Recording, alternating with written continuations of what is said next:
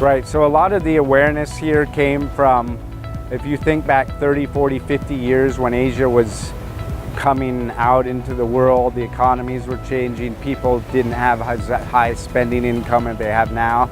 They just were trying to feed themselves and survive in a cutthroat world.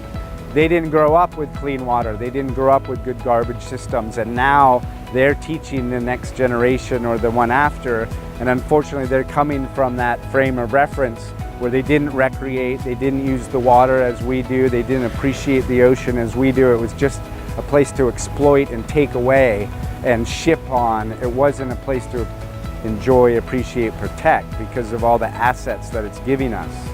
And that's the challenge, because this gets into education. Some is the government, some has to be the families, the schools.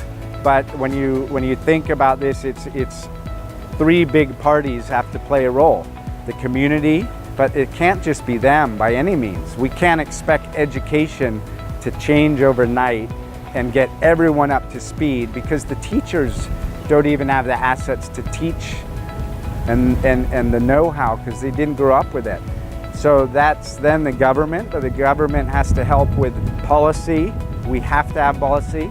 Hong Kong's a great case of an example where a free market economy has few policies, and because of the few policies, we have environmental problems. With the policy, you have legislation, and then therefore people have to meet new goals and objectives, and that drives innovation. In the US, when they had the Clean Air Act in the 70s, the patents absolutely spiked for people to create new clean air technologies to meet those new guidelines. And without moving the goalposts in the guideline, the businesses don't follow suit. And then there's always cheaters in the system. So the biggest player in this whole thing really is the corporate world, because most governments don't have the power to go against the lobbies of the corporate interest and the money and the job creation.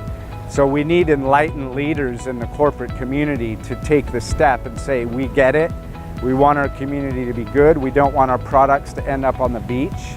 We don't want our brand in the bushes and in the park and on the street.